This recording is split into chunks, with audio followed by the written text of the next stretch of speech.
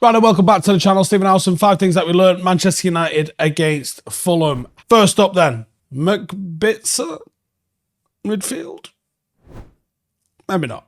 Anyway, McTominay and Sabitzer started the game.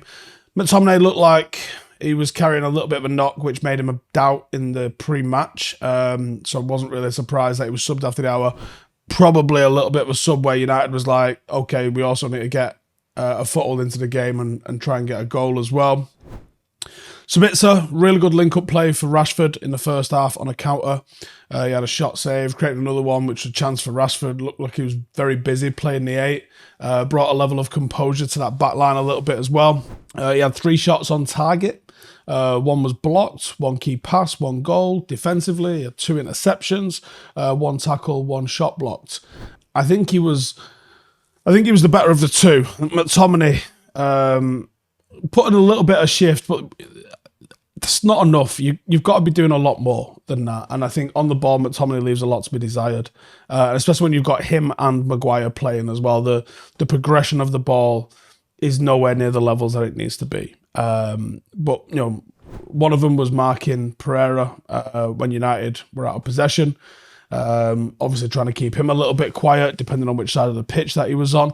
And we did manage to keep Fulham's most creative player relatively quiet. He only seems to really get on the ball in very wide areas. Centrally, he didn't really do a damn thing. Debut goal, took it beautifully as well.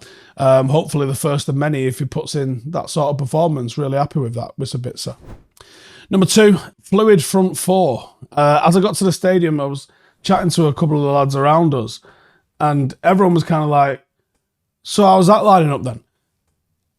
And the obvious way it could have lined up was the way it did line up, which was Marcus on the left, Bruno as the 10, Sancho on the right, and Weghorst down the centre. But there was no guarantee that that's how it was going to line up. And actually, as the game progressed, we did see everyone move a little bit. We saw Sancho playing a 10, left wing and right wing. We saw Bruno played in the 10, in the 8 and on the right. We saw Marcus played both wings and down the middle. And we saw Weghorst play as a 9 and as a 10. There was... I like this because when you're thinking about...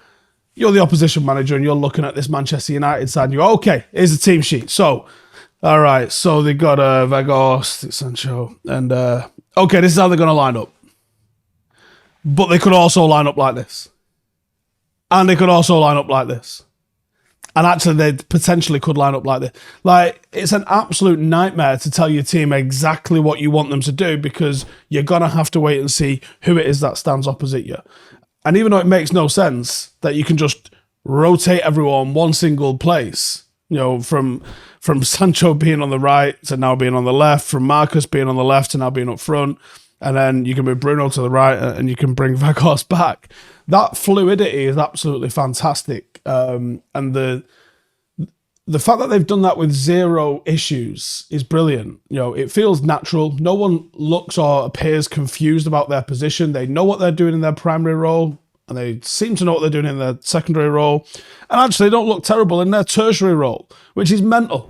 They're sacrificing themselves for the team. No one seems to be spitting the dummy out about it. Everyone just seems to be getting on with it, and it seems to be able to work. And then you've got players that you can add into this as well.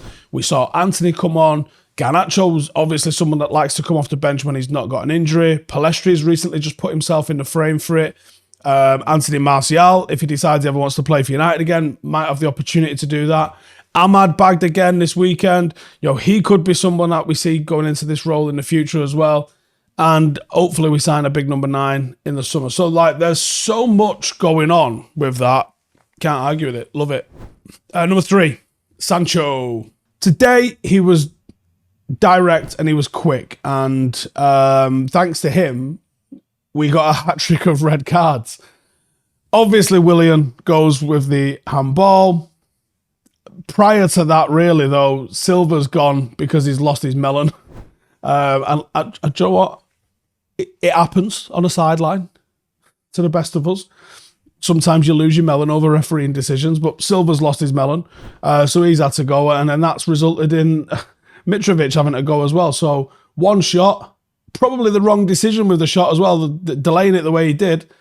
has resulted in 3 cards and us making sure that we've booked our place for Wembley. But, outside of that, what did he do? 43 touches, 3 key passes, 1 shot on target, 1 shot blocked, which was the game-changing shot that got blocked, 5 dribbles attempted, 3 of which were successful. Really quick thinking for the pass in the counter-attack that sort of set the tone for his performance. Great on the break in the second half. It was a really good bit of movement from United, that as well. Williams shot cleared off the line with his hand, red card. And obviously then the game just completely unravelled. And within 2 minutes of actual game being played, United going to Wembley. Job's a good one. Can we get him doing this consistently? He'll be a big player for us on the run-in if we can.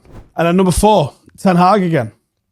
The subs were perfect. McTominay going off for Anthony. United dropped Bruno back into the 6 alongside Sabitzer. Seems like an extremely attacking lineup, but it was what was needed to get back in. It's a cup game. You need to go for it, and we went for it. Anthony's run on the counter set Sancho free, and the comeback really began from that. It was, again, excellent in-game management, moving Bruno back to the 8, who has only had little brief spells there, but he looks good there. I don't mind him there. Could have panicked at half-time with how the game was going, because United didn't really have control. And I would put a little bit of that down to, it was a good press from Fulham, but I think when you're trying to play out through Maguire and through Maguire's passing again today, he's so slow with it. He's so laboured with it.